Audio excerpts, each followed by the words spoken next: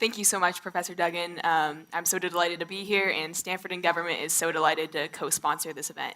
Now I'd like to introduce our three wonderful panelists to speak on housing affordability and gentrification in the Bay Area. Our first speaker is Kim Mai Cutler, a technology journalist and columnist for TechCrunch. She's best known for outstanding work covering the intersection of the tech industry with broader Bay Area and cultural and political issues in long-form pieces on housing and racial diversity, among other topics. She's worked for Bloomberg, VentureBeat, and the Wall Street Journal.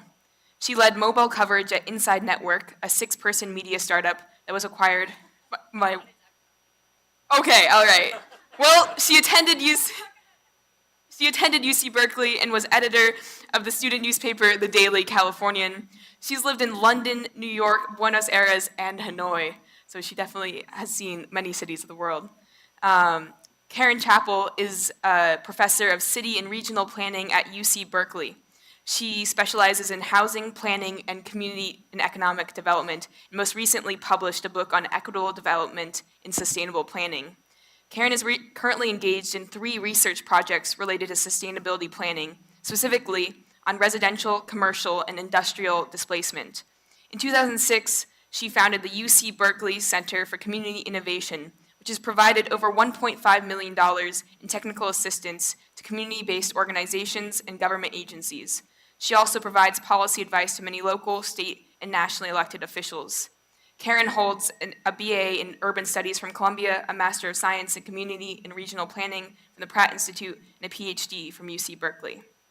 Amy Fishman is the Executive Director of the Nonprofit Housing Association of Northern California, or NPH, a membership organization working to make the Bay Area a place where everyone has an affordable and stable home.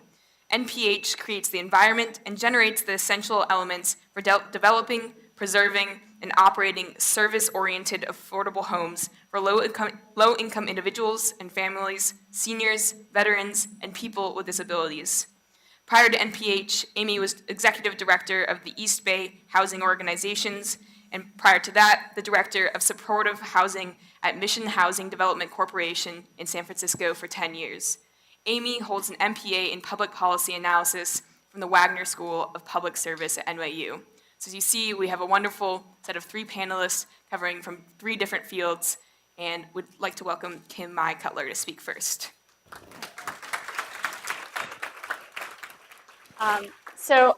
I'm actually a Bay Area native, and I grew up in Cupertino, so I very much sympathize with Mayor Barry Chang's position between a rock and a hard place, between the world's most valuable company and a bunch of angry property owners. But so I've kind of seen this whole thing unfold for my entire life. I've been here for most of my life. My grandfather came to Silicon Valley in the 1950s and worked alongside Bill and Dave at Hewlett-Packard.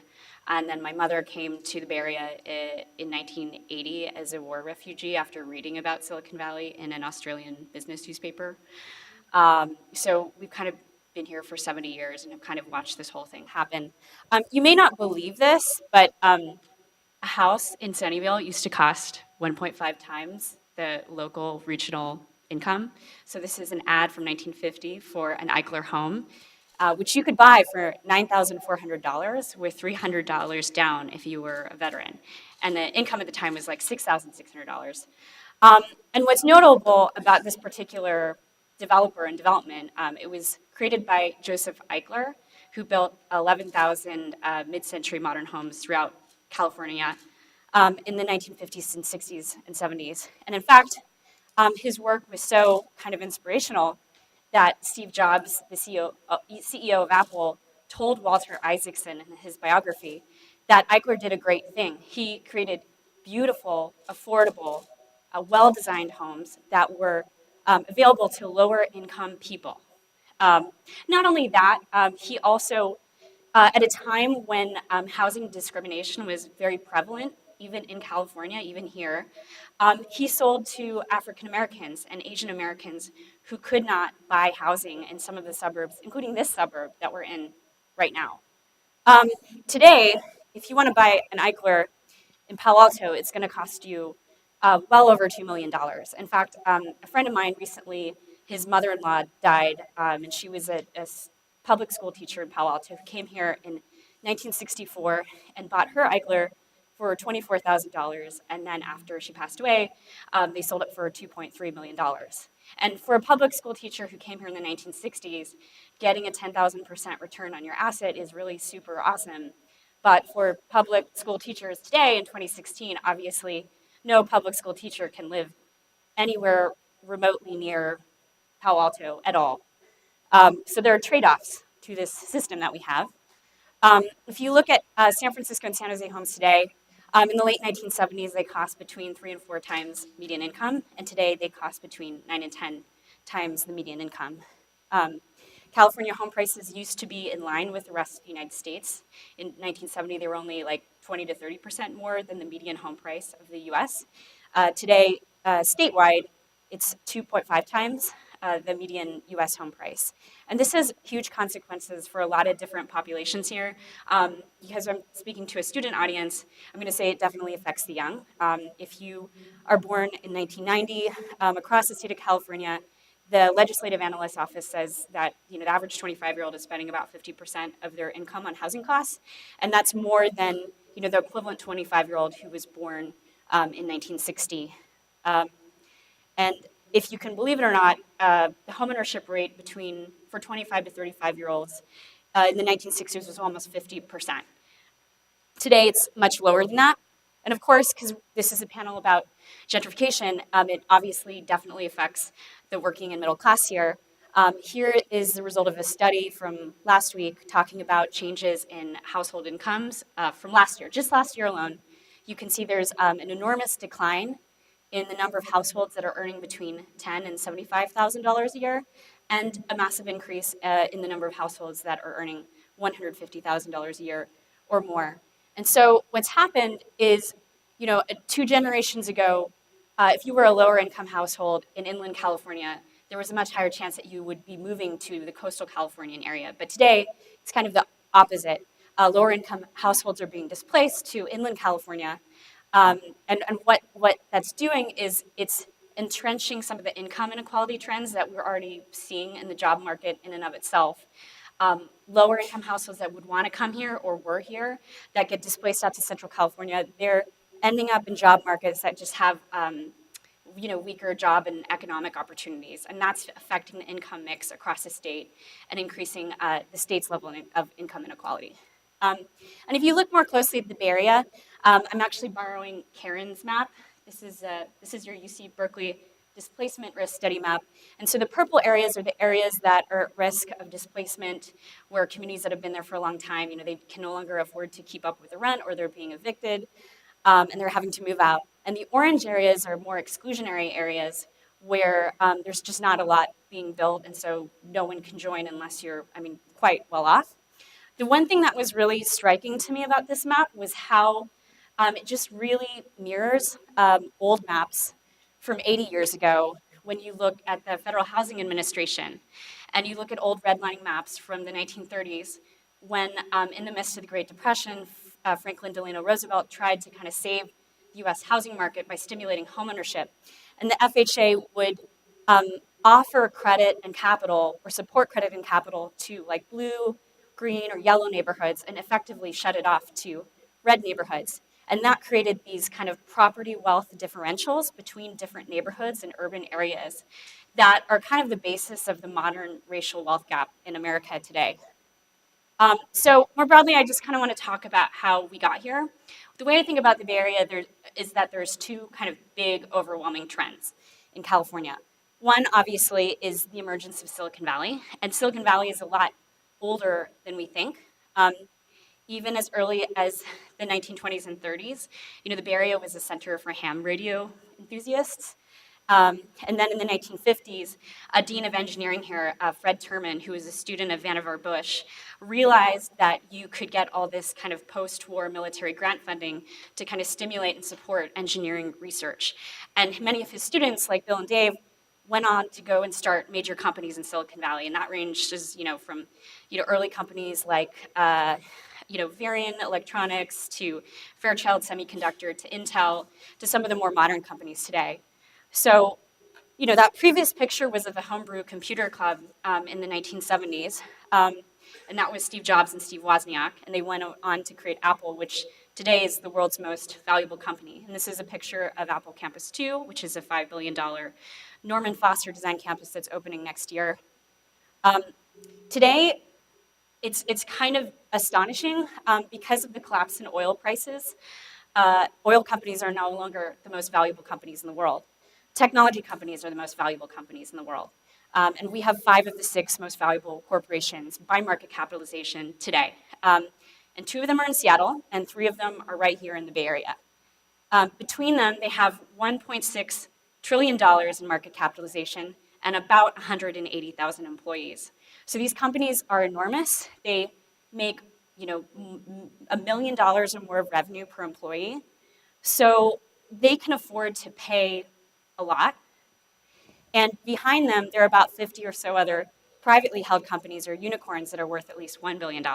And then, of course, there's a lot of, mid-sized companies like Tesla and Salesforce or whatever that are 30 or $50 billion.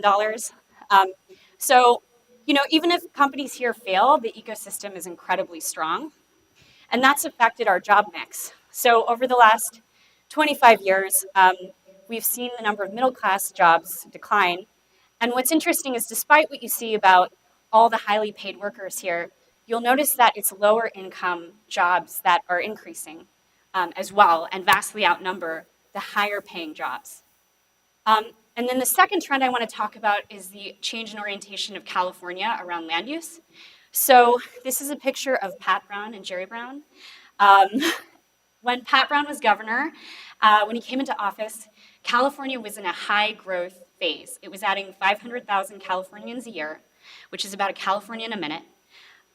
He built the highway system. He kind of guided the master plan for higher education, which created, which solidified the University of California, CSU, and community college system as kind of a free public higher education system. But he was eventually thrown out of office by Ronald Reagan amid Watts, the free speech protests. And then by the time that his son came into power in the 1970s, the whole ethos of California had changed. And Californians had to come to terms with a new kind of set of diminished expectations. We had the oil crisis, which kind of provoked a lot of concerns about environmentalism, the limits of the suburban industrial model. So cities around the Bay Area and in Southern California started downzoning a lot. I have a couple more slides. I'll get through it. So today, 2 out of 3 coastal Californian communities has growth controls explicitly limiting housing on their books, and they proliferate in the 70s. And I kind of just want to point something small out. They start proliferating a couple years after the Fair Housing Act is passed, kind of eliminating housing discrimination. And so zoning controls become a tacit way of controlling who can come in and out of your community. So if you downzone, Palo Alto downzoned in the 1970s, emphasizing the primacy of the single-family home. And by doing so, you're tacitly controlling the level of wealth of the people participating in your community. And then as housing got downzoned throughout California, in line with stagflation, prices started going wildly out of control. And so Californian voters responded by passing Proposition 13, which capped taxes. And that has led to a couple of consequences. One is it's positive for property owners because you're not going to get displaced by rising tax assessments. But the other is that there's huge generational inequities in terms of assessments.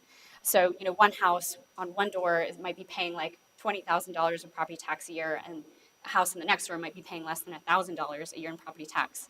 And it also fundamentally alters everything about state and municipal finance in California. And more importantly, it just awards all unearned land value increases to whoever was here first. So when we go through a development process in Californian cities, usually there's this kind of tug and war of the developer shouldn't be that profitable, should extract as much as possible out of community benefits. But if you just buy a parcel of land and kind of sit on it and it doubles or triples or quadruples in value, you get to keep all that upside. And then most of its benefits accrue to wealthier households, so it's kind of regressive. And then in response to Prop 13, cities pass rent control ordinances, which protect tenants. But on the other hand, there are trade-offs to all of these policies. So this is the rental control makeup of San Francisco. Most of the housing is owner occupied or rent controlled. So there's only 9% of the housing stock that is not rent controlled. So when we're increasing population at 10,000 people per year and they're competing over 30,000 units, you can see why our housing and rental prices go up quite dramatically. And just as before I finish, the other thing that it does is it forces, because we can't fund new affordable housing, we are resorting to doing so through impact fees on new construction. So, San Francisco's produced an average of about 1,900 units a year for the last 20 years, and we're kind of fighting over whether we get 15 or 25% affordable out of it. And at the statewide level, funding for low-income housing is down by 2/3 since the last cycle because of the dissolution of redevelopment agencies. And so today, what development is this game of extraction. So, people in the Mission, it's completely understandable. They, try to pass things like moratoriums on development, but it's really a tool to get political extractions. So in doing so, even though this moratorium didn't pass, the city gave $50 million in kind of affordable housing bond money to that district. So while all of this is going on, we've produced very little housing for the amount of job growth we've had. And, there's nothing really exceptional or special about this most recent cycle. Housing has just been doing what it's been doing for the last 30 years, which is it basically doubles every upcycle and then goes down by like 10% or so. So if we don't figure out something really serious and kind of structural, I just don't understand what we're going to be able to do for just normal middle class people here.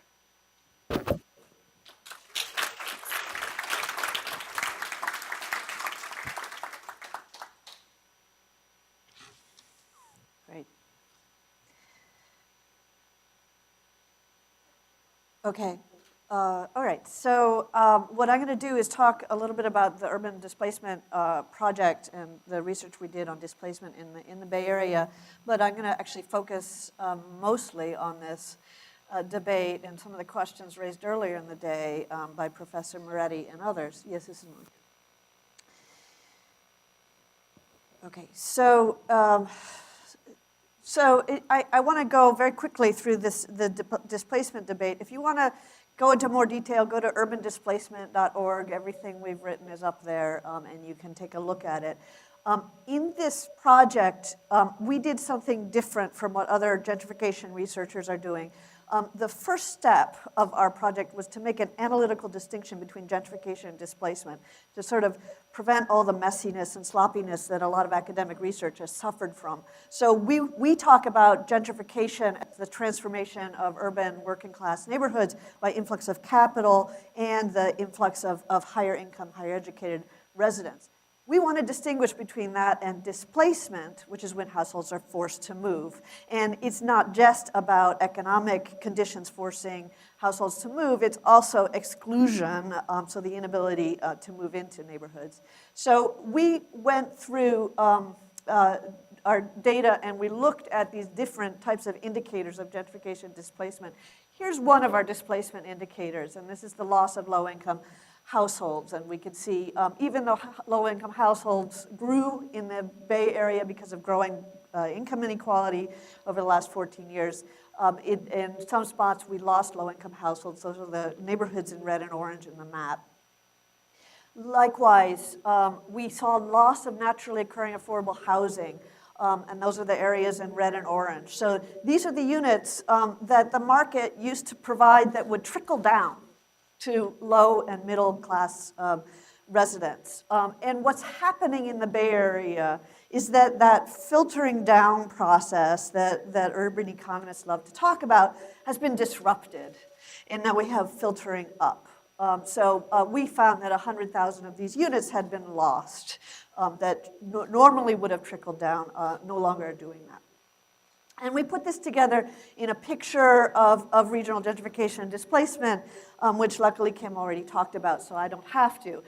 One of the key findings, though, was that we had just as many people displaced from exclusionary displacement as were displaced from gentrifying neighborhoods. Another piece of this is thinking then about where people get to move, and this is showing where low-income households end up.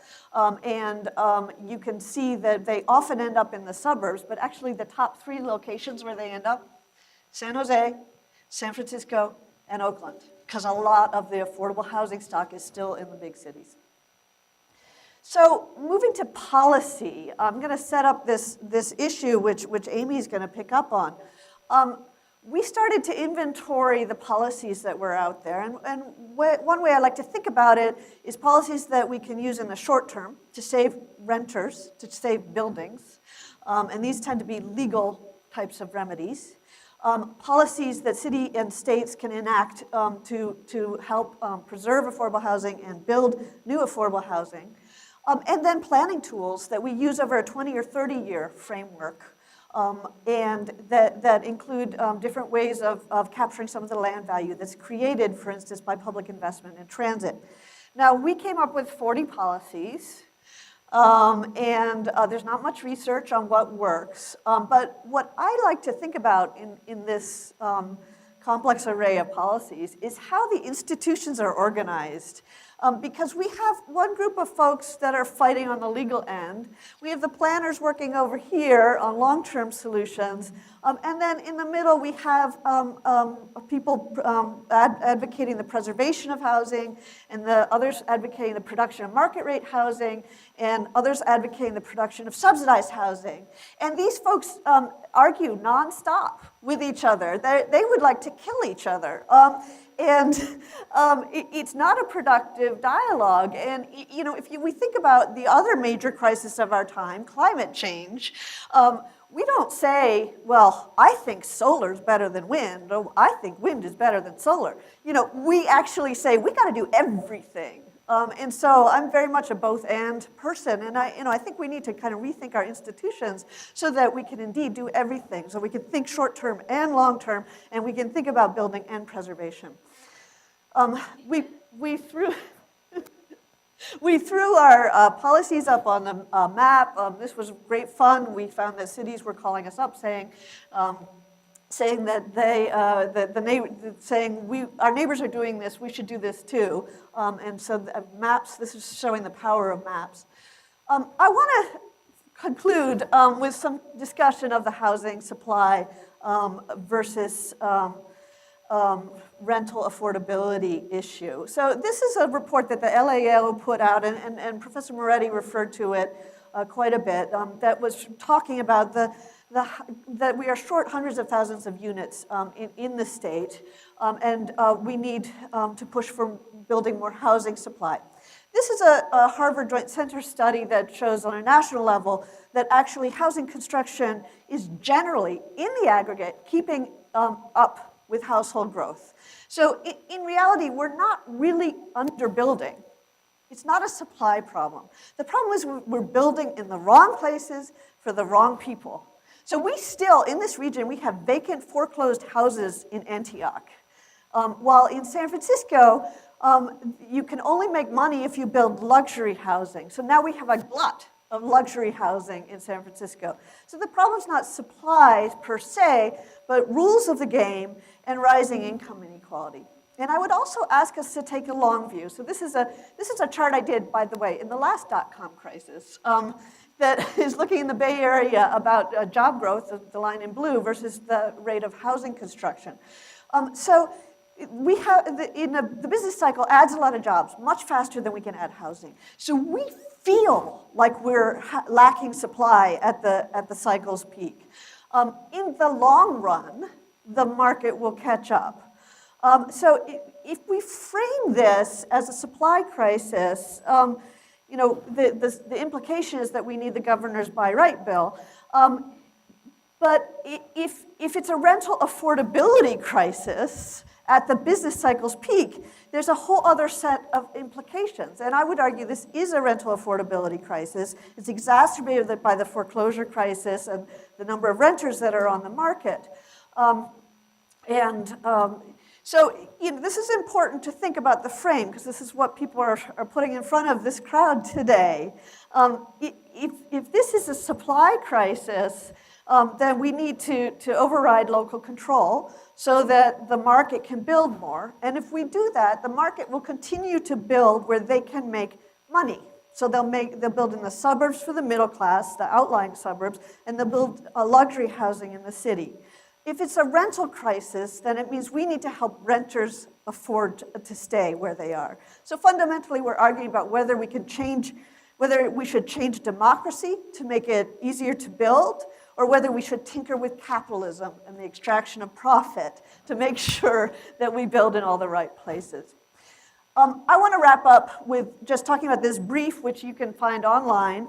And this is where we show that filtering is not enough. It takes 50 years to filter down. And I would argue also that right now, the type of product that we're making, the luxury apartments that we're making, are not the kind that filter down. Remember that filtering models were done in the 1950s. It was based on 1 to 4 unit buildings, a very different type of stock when we didn't have all this kind of niche housing stock. Right now, the filtering may not work in places like San Francisco, also because of the infinite demand for housing in the Bay Area, the best place in the world to live. We also show in this brief that it costs, subsidized housing is twice as effective at mitigating displacement as market rate housing. And finally, we show that you can't really solve the problem on a local level by adding supply.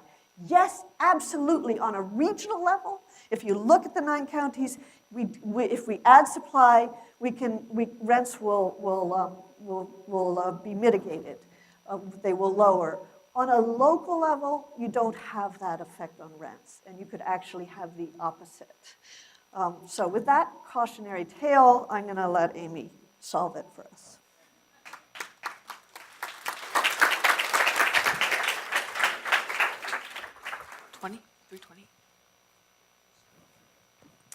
Thanks so much. What a great panel to be on, and what a great day to be a part of. So thank you so much, and thank you for doing the technology for me so I don't screw it up.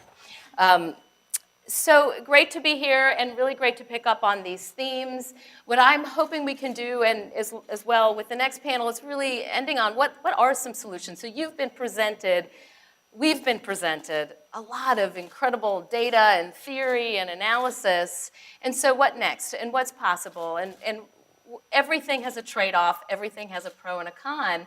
And as you just heard from Karen, the way that you do your analysis of the problem leads to very different policy solutions. And we need to debate those vigorously, and we need to do an array of solutions. This is a big problem that's been generations in the making. There's not one silver bullet. It's going to take a number of strategies, but we need big game-changing strategies. We don't need to tinker around the edges. We've got a huge problems here, a huge problem. We've got a very big, I will never say that word the same way again, but we have a really enormous crisis, and we have to do big things and think about things in a big vision. And yes, it is about how those policies get translated to the local level, how they get translated to those community meetings where people come and debate hotly in communities. But we have to come together around themes and principles and values that we all care about. And one of the ways that I like to start talking about affordable housing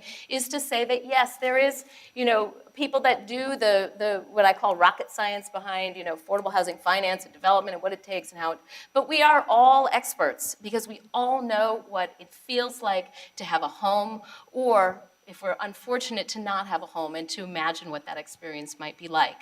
How your whole life would be completely disruptive if you didn't know where you were going to sleep that night, if your kids didn't have a place to do homework, if you're an elder in the community and you have to choose between eating and paying your rent. I mean, these are unbelievable choices that we are in the Bay Area. We should not have people making those choices. Our veterans coming home from service should not be living in the streets. It's just It's not acceptable. And we have solutions. We know what they are. There's a variety of them, and they require enormous political will and enormous public commitment to make them happen. So that's what I'm hoping we'll get a chance to chat about in the next couple of minutes.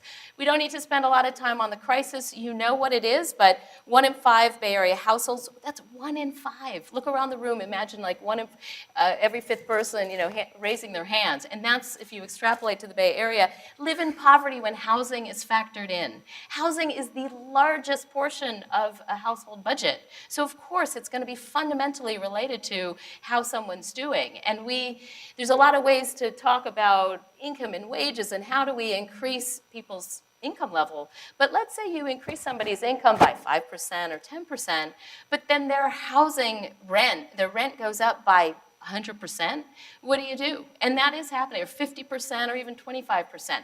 There's such a mismatch. And we know that half of California households spend over 2/3 of their paychecks to put a roof over their head. How can we invest in our communities when we're putting all of our resources into homes? How can we pay off our student debt if we have to pay to keep a roof over our head? People are making very untenable choices given the current housing system. And we know that between these, there's all these numbers that have been out there today about how little we've been building based on need.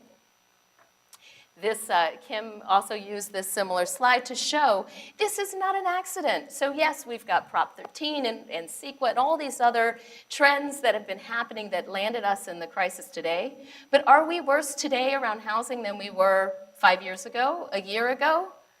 We are in an unprecedented territory, and it's not an accident. Our funding at the state and federal level has been cut by 70%, 80%, 90%, depending on which county you're in.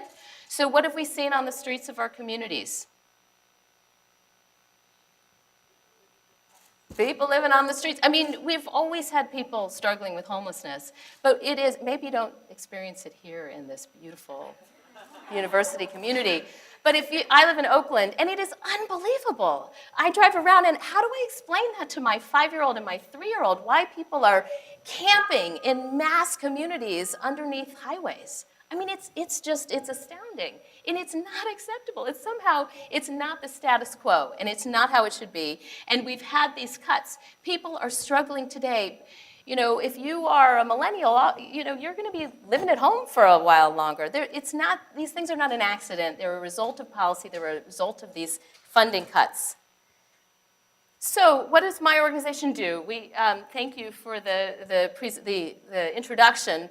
But my organization, we're a membership organization where we build affordable housing for communities. These are high-quality design, sustainable development, long-term investments that enhance neighborhoods and enhance lives.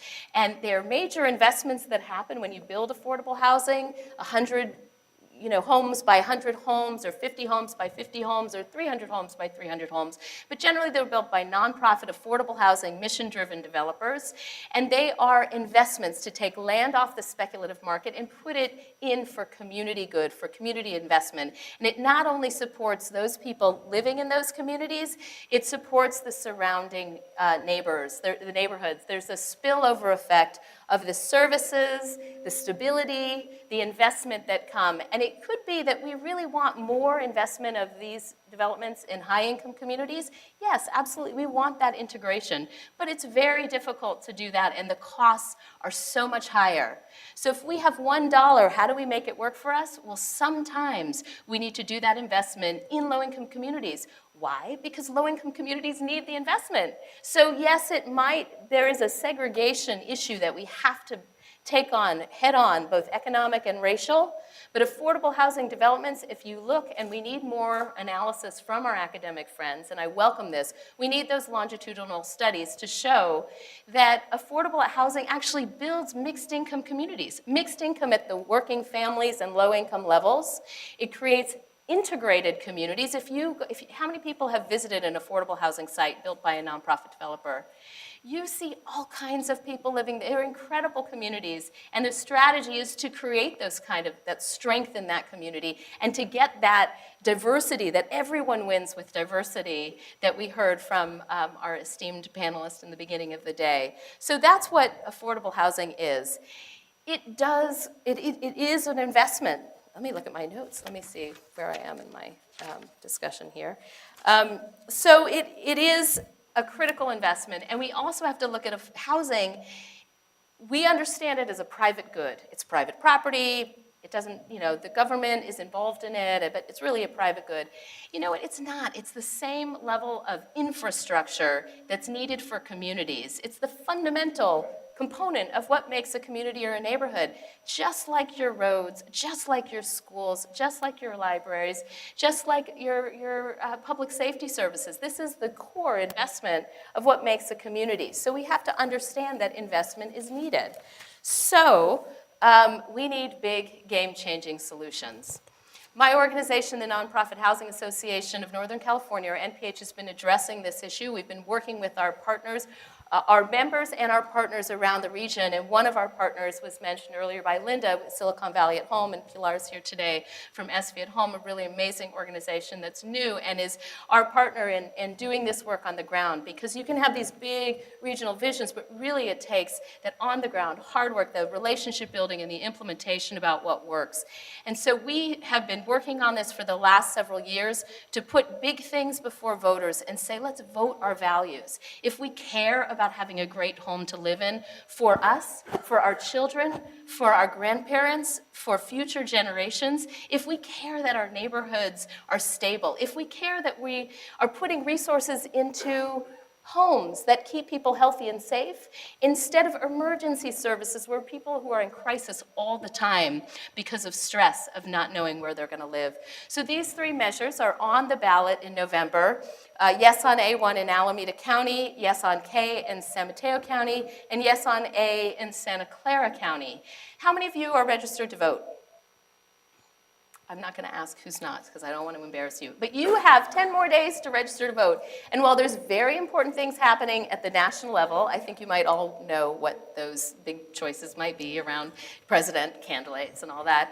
There are really important issues down your ballot. So the critical thing is we will win or lose for our communities based on you going to the polls and you voting down your ballot to the issues that matter to you. And when you get to the polls and you think about this stuff, think about where you want your grandmother or your grandfather to live. Think about where you want your future children to live. Think about where you want to live. Think about the kind of communities that we want and how we need to make sure that there are opportunities and options for people in this incredible place that is the Bay Area, that is incredible because of the people and the community and the culture, and that's what we're fighting to preserve. So thank you all so much.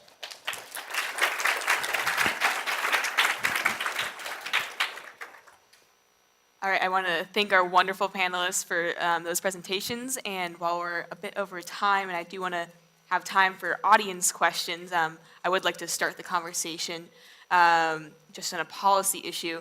As we've seen from these presentations, it's clear that no one policy is going to solve this issue. It's going to be an array of policies.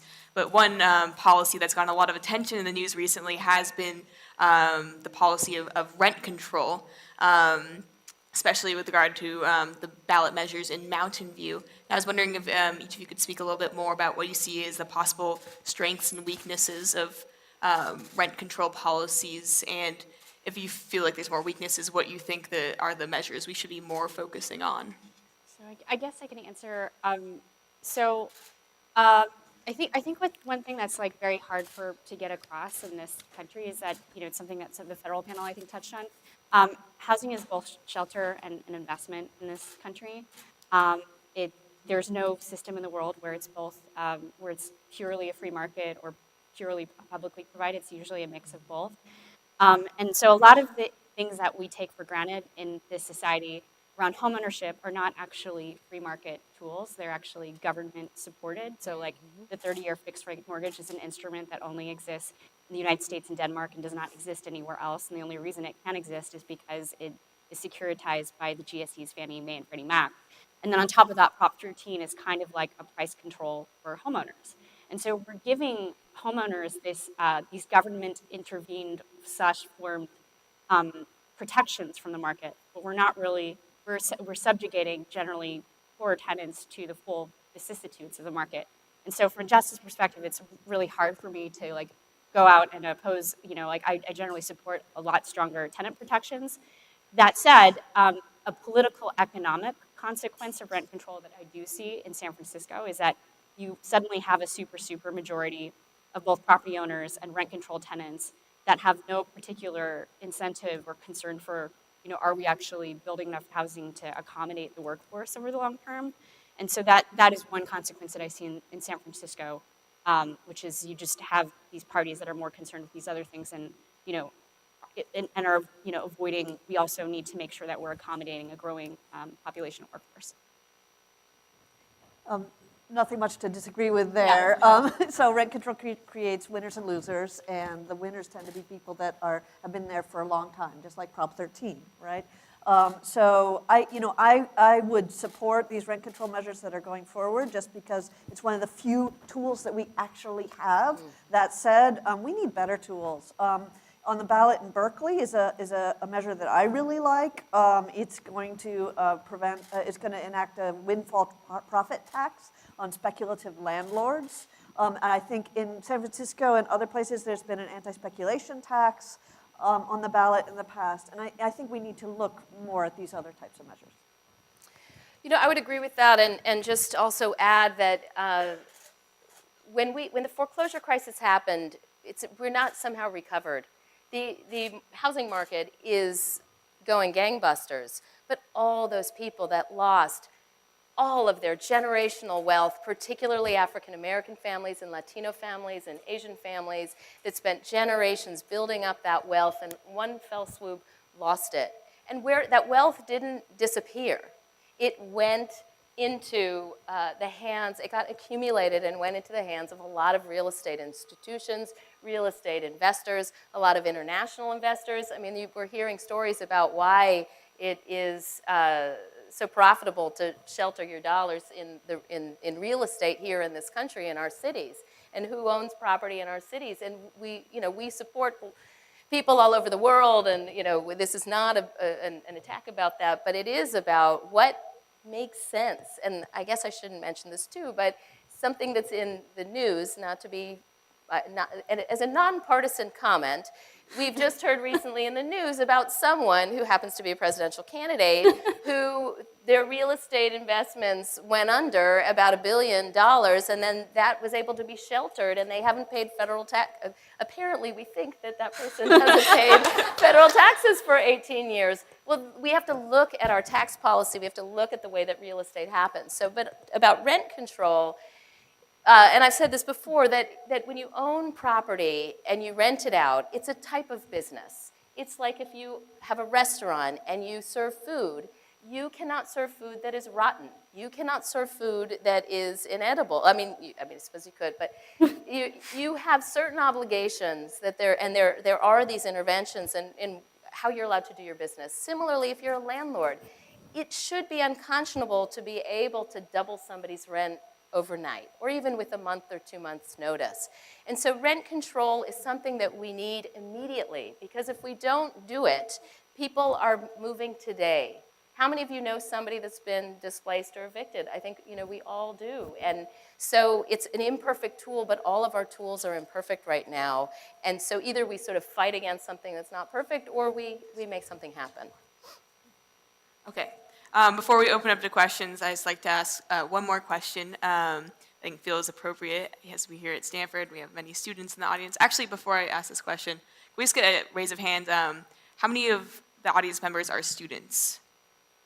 Okay, that would be helpful. But this is just a general question. So a lot of people have tried to simplify this housing crisis, especially in the Bay Area, as this kind of antagonistic, young, rich tech workers pushing out old, vulnerable natives, unable to keep up with rent. But it seems from the different presentations that it's obviously a more nuanced issue of that. However, how would you characterize the role of the tech industry in the current housing crisis, and what do you see as the relationship between the two?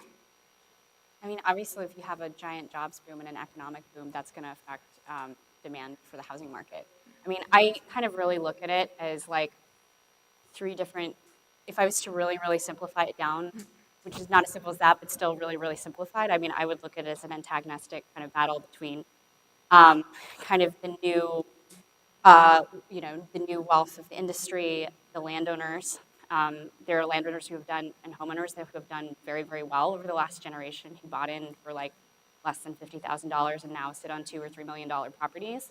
And you can pass that on and your assessments on to your kids, because in California in the 1980s, we cut the inheritance tax, and we also enabled people to pass their Prop 13 assessments to their children and grandchildren. And then you have the working class, basically, and you have all of these three kind of groups kind of battling it out. And it's really a question of where does the wealth go and how is it channeled through the system? I mean, is it channeled, how much is it channeled to labor? And we have weaker, private sector unions than we did 2 generations ago. There's an abundance of capital now because the Fed has chosen, or the federal government has chosen a path of lower interest rates and more availability of capital. And then you have land, and California basically has entrenched a system that prefers a disproportionate amount of land returns, or a disproportionate share of the economic growth just gets funneled and sucked into land through the tax system, through zoning restrictions. Would you like to respond? So, I'm actually old, and my first study on jobs and housing was in the 2000 tech boom, which, believe it or not, actually was more extreme than today in terms of numbers of jobs added and the housing crisis. So that happened. It went away. It came back. But it's important to remember that the housing crisis has been here all along. And so fundamentally, tech is a symptom. It's not it exacerbates the housing crisis at the peaks and even at the troughs. It makes it much more dramatic. But fundamentally, what we have is rising income inequality in this country. And we saw this in our displacement data. We see that there's just as many middle-income households that are displaced as low income. Now, that wasn't true 40 years ago. This is a very, very different housing crisis that is coming about because of the immiseration of the middle class in this country. So I'll say 2 quick things. One is we do not want to demonize people. And so there are wonderful people, and it's not an attack against individuals, and the tech companies and the employees there are doing amazing things. What we do want to look at is the policies that allow certain patterns of growth to happen or not happen and tackle it that way. And I think that if we get to a depersonalized strategy and way of thinking about things, it really helps. So we need to humanize the problem and really talk to each other and not yell at each other, maybe only occasionally. And then the other thing that I would say that is my concern about tech companies is this whole notion of disruption, and that there is an interest in solutions that are not government solutions, that are not public solutions, that really are their own created solutions, their own innovations. And I think that that is both inspiring and dangerous, because if we abandon the public sphere, if we abandon the common good, if we abandon the ways that we need to work together and the value of what we can do when we work together and collective investments, I think that's dangerous. I think that there's a role for disruption and innovation and all the amazing things that happen, but everything that we do is touched by public goods. There are government interventions and all kinds of things that are visible and invisible. So that would be the one thing that I would urge people in the tech community to consider differently. Fantastic. Well, I'd like to open up to questions from the audience. All right, first hand. Oh, if you could introduce yourself, that'd be great. Earlier, Mayor of Cupertino, the California state policy have the housing element allocate to each city. But I find out interesting is most of the well-to-do city are not doing their job, and the state have no teeth at all. This state cannot force the city to do what they need to do. For example, the housing element in Cupertino, we do, in my opinion, we do pretty good. We accomplished like a 55% in the last 24 years. That's what we report to the state, what we are going to build. And then we actually build about 55%, which is not too bad. In comparison with some other city in this area here, 12%, I don't want to name it, okay. And then some of the city in the south next to us, they're bragging about it. Their mayor bragging about in the last 30 years, their town is only increased the population from 29,000 to 30,000. I mean, they are not providing the housing element to accommodate this problem. And they have no shame about it, too. So this is another problem that we have to face it. In politics, during the election, people can lie, okay? And they have no problem, okay? From the government, from the federal government and the presidential to the law in the local election, lie fly all over. And you say this, what happened to this country? I mean, I cannot believe it. Unless we change this value system, unless we change all this policy system, it's hard to change the affordability and also the housing crisis here. And this been, as some of the speakers have said, I've been involved in politics for more than 30 years. 30 years ago, we were already talking about two major problems here, housing and transportation. Yeah. And 30 years, we're still housing and transportation. It's getting worse. I can tell you, if we don't do anything, next 30 years, we're all stuck on the freeway not attending the seminar like this. Guarantee you. Sorry. Thank you. I have to go. Okay. All right. You know, if I could just say a quick word about that. We spend a lot of time talking about San Francisco, and as much as I love San Francisco, we need to be talking about every community in the region, especially the suburban communities that do need to do their fair share. It's really critical. I think if we spend maybe like 10 or 15 or 50% less time talking about, just from a regional perspective, we have to look at all the communities. I like that you brought up RHNA, Regional Housing Needs Assessment. I love this law. I think it's terrific, and I think we don't do enough to build on it to make sure the suburbs are taking their fair share of affordable housing, and we could make it into, have stronger carrots and sticks with it. I would, the governor's by right bill, I was mildly in favor of it, had it had some sort of mechanism to ensure affordability and to make sure that you had exclusive suburbs building at the same time as you would in San Francisco. The Turner Center for Housing Innovation at Berkeley has a great paper out on a program in Massachusetts called 40B, which does a much better job than the by right bill would have done. So next time around, let's do it right. I'm so glad that he brought that up as someone who grew up there. I mean, I would add that, not only do suburbs not meet their RHNA requirements, I mean, the RHNA requirements are actually fairly low. Like in the case of Cupertino, they improved Apple Campus 2, which will have 14,000 workers on a site that used to have 4,000 workers. The RHNA requirement for Cupertino under the state level for the next 7 years is only 1,064 units. So they just generally tend to be kind of low relative to the corporate campuses that these suburbs are approving. And then generally speaking, I was on a panel like 2 weeks ago, and somebody asked me about the juxtaposition of like wealth and poverty in the Bay Area. And when you look at in the microcosm of San Francisco, when you go to a district like Soma or downtown, and you see the homelessness of the Tenderloin against like the NEMA Tower and the new Twitter headquarters, there's a level of complicity there from all the other neighborhoods in the city, because Soma is sort of understood as the de facto containment zone for both giant towers and shelters, because none of the other neighborhoods approve either. So that, in general, when you look at cities and cities tend to have a wider range of income inequality in part because, the surrounding regions also make choices that condition those juxtapositions. Fantastic. It'd be great if we could get maybe one more question, maybe from a student. Billy, yeah.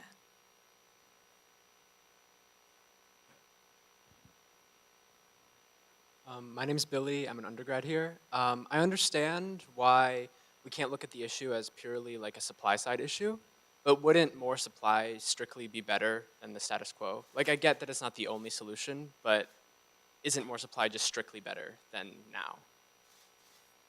As I would say, it's a both-and thing. So I wouldn't put a ban on building at all. I just wouldn't frame that as the major problem that we face.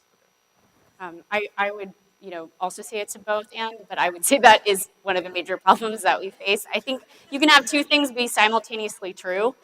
It can be simultaneously true that because it costs between $600,000 and $900,000 just to build a unit in San Francisco. Right. Market rate builders are just like, even if they wanted to, in their heart of hearts, wanted to create housing for low income, they're just not going to be able to do it financially. Like the market in San Francisco, given current land and labor costs, is just not by itself going to produce housing that's affordable to working class people. At the same time, supply is really important because if you go around and look around, if you look around at buying houses or property or whatever, San Francisco only sells 6,000 units of housing, like 56 to 6,000 units of housing a year, like both old and new, and that's it. And like if you look around and you look on Zillow, on Mountain View or Palo Alto or whatever, it's like there's like 70 units for sale. And so if you have these giant mega corporations that are worth hundreds of billions of dollars and they have tens of thousands of workers that are very well compensated and they're all competing over like 70 units that are for sale at any given time, of course those units are going to be worth $2.5 million. And if we don't do something in conjunction with the way that employment growth is trending, I mean, I frankly would be afraid that like the median home price of Palo Alto is going to be like $4 million 10 years from now, or even $5 million. Who knows, right? And so I do think the building aspect is important. It just be cognizant and recognize that it's a solution that generally works for the middle to upper tiers of the income spectrum, and definitely not for the working class. And I would say supply where and for who Yeah. are the key questions. Yeah, and then to add to that, generally, because certain communities don't allow more housing, effectively, when you actually look at where the region builds, it generally tends to be in, formerly industrial or low-income areas. And when you put a new building up in a historically lower-income area, that's like sending a flag to the capital system to be like, it's safe to dump all your capital here. So there are also consequences in where we allow development. All right, we are unfortunately. Oh, do we have time for one more question? Well, okay, one more question. I'd just like to make a comment that one of the segments of our society that is being most heavily impacted by this crisis are teachers. And the degradation of our educational system in this region is really a problem because we can't get teachers. They can't afford to live here. I can answer one thing to that. So the relationship between the school funding system and the property tax in California are pretty deeply related. Back in the 1960s, when California had one of the highest public school systems in the entire country, property taxes directly went to your local school system. But a social worker named John Serrano, who lived in East Los Angeles, thought this was really unfair. And he lent his name to a court case known as Serrano versus Priest that challenged that system. And the California court system ruled that it was a violation of the Equal Protection Clause and that California had to equalize its school spending across the state to compensate for those differences. And in 1972, there was a first attempt at something like Prop 13 that failed. But once equalization was implemented, one theory that can never be proven because it's history and you can't run counterfactuals against history, once school funding was equalized, the California voters revolted, saying, well, if my property taxes can't go to my local school, I'm going to gut the entire property tax system. And that has, for the last generation, drastically affected the way that we fund schools in California. And we've gone from like top 5 to bottom 13 or to 15 in terms of school spending per student. And that has also affected both our level of capital available to pay for teachers, and then also when you lower property taxes, that gets capitalized into higher property values. And so there's a relationship between the two that goes back like 30, 40 years. So, I mean, it's a big problem. Yeah. Well, if I wasn't here today, I would have been at one of our partner organizations. The Housing Leadership Council of San Mateo County had their Housing Leadership Day focused on the relationship between affordable housing and school districts and how we can build partnerships so that we can address this issue together. Because it's unconscionable. If, my kid's in kindergarten, if like she lost her teacher mid-year because her teacher got evicted, like that disrupts not only that teacher's life, but that whole community of kids, and it's a big deal. And so it cries out for a solution that goes back to these really historic changes that took place.